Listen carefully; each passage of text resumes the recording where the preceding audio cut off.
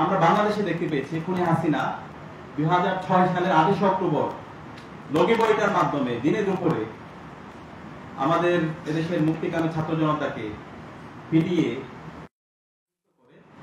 সে বাংলাদেশে ফেসিবাদের বীজ বপন করেছিল এবং এরপরে আমাদের দেশপ্রেমিক সেনাবাহিনীকে হত্যা করেছে।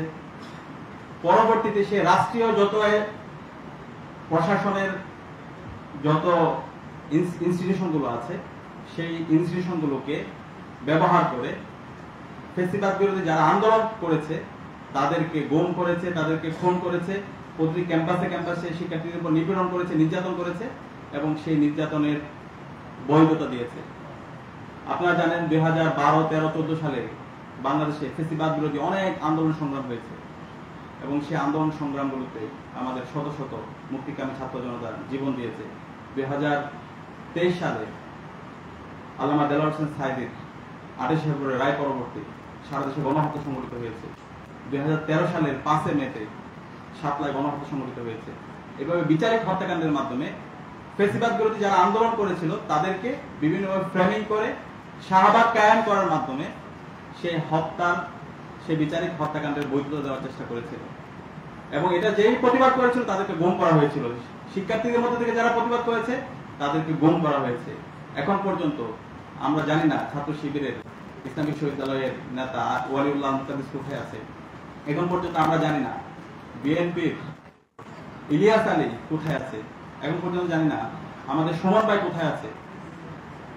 এভাবে আমাদের শত শত নেতৃবৃন্দকে ফেসিবাদ বিরোধী যারা আন্দোলন করেছে তাদেরকে গুম করা হয়েছে এবং সেই গুমে আমাদের ব্যারিস্টার আরমান ভাই, আজমি ভাই এবং সেই গুমে হুমায়ুন কাদের চৌধুরী ভাই থেকে শুরু করে মাইকেল চাকমা অসংখ্য ভাইরা তারা গুম অবস্থায় ছিল, তাদেরকে বছরের পর বছর নির্যাতন নিষ্পেষণ করা হয়েছে এবং এই জুলাই বিপ্লবের মাধ্যমে আজকে আমরা আমাদের এই গুমের শিকার আরমান ভাইকে ফিরে পেয়েছি, আজকে আজমি ভাইকে ফিরে পেয়েছি, মাইকেল চাকমাকে ফিরে পেয়েছি। কিন্তু এখন পর্যন্ত ওয়ালিউল্লাহ মুকাদ্দিস ভাইরা কোথায় আছে সেটা আমরা জানি না। এখন পর্যন্ত সুমন ভাই কোথায় আছে সেটা আমরা জানি না। যে খুনি হাসিনা গত 16 বছরে ফেসিবাদ কায়েম করেছে, আইনাগরের মাধ্যমে আমাদের ফেসিবাদ বিরোধী আন্দোলনে যা নেতৃত্ব দিয়েছে, বিচারিক হত্যাকাণ্ডের মাধ্যমে এদেশের সম্ভাবনাময় যারা নেতৃবৃন্দ আছে তাদেরকে হত্যা করেছে এবং তাদের পরিবারকে বছরের পর বছর ধরে তাদেরকে বিভিন্নভাবে জুলুম নির্যাতন করেছে এবং তাদের পরিবারকে গুম করেছে। সেই খুনি হাসিনার বিচার এই স্বাধীন বাংলাদেশে হতে হবে ইনশাআল্লাহ। এবং আজকে আমরা দেখতে পাচ্ছি আমাদের এই খুনি হাসিনা এবং তার দোসরদের গুম, খুন, আইনাগর সেটার উপর আজকে ফারুকী ভাই অনেকগুলো ডকুমেন্টারি তৈরি করেছে, আইনাগরের উপর ডকুমেন্টারি তৈরি করেছে, আরমান ভাইয়ের উপর, সুমন। কিন্তু সেই ডকুমেন্টারিগুলোতে আমরা দেখতে পাচ্ছি খুনি হাসিনা এবং তার দোসররা সেটাকে নাটক বলতেছে। যে খুনি হাসিনা গত 16 বছরে বাংলাদেশে ফেসিবাদ কায়েম করেছে, এই জুলাই বিপ্লবে আমাদের 2000 ভাই বোনকে শহীদ করেছে, 40,000 ভাই বোনকে পঙ্গু করেছে, সেই খুনি হাসিনা এখন পর্যন্ত তাদের মধ্যে কোনো অনুশোচনা নাই। এই গণহত্যাকে, এই শিশু হত্যাকে, এই আইনাগর, এই সব কিছুকে তারা নাটক বলছে।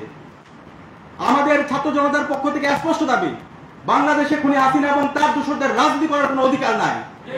তাদেরকে যেখানে পাওয়া যাবে তাদেরকে ধরে থানায় দিতে হবে, তাদের সবাইকে দৃষ্টান্তমূলক বিচারে আওতায় নিয়ে আসতে হবে। জার্মানিতে যেভাবে নাৎসি বাহিনীকে নিষিদ্ধ করা হয়েছে, ইতালিতে যেভাবে মুসলিমকে নিষিদ্ধ করা হয়েছে, একইভাবে বাংলাদেশে আওয়ামী লীগ, ছাত্রলীগ, যুবলীগ, খুনি হাসিনার দোসরদের রাজনীতি করার কোনো অধিকার নাই। সবাইকে দৃষ্টান্তমূলক বিচার আওতায় নিয়ে আসতে হবে। বাংলাদেশে রাজনীতি করবে বাংলাদেশপন্থী যারা আছে তারাই। এর বাইরে যারা আইনাগর তৈরি করেছে, যারা গুম খুন করেছে, তাদের রাজনীতি করার কোনো অধিকার নাই।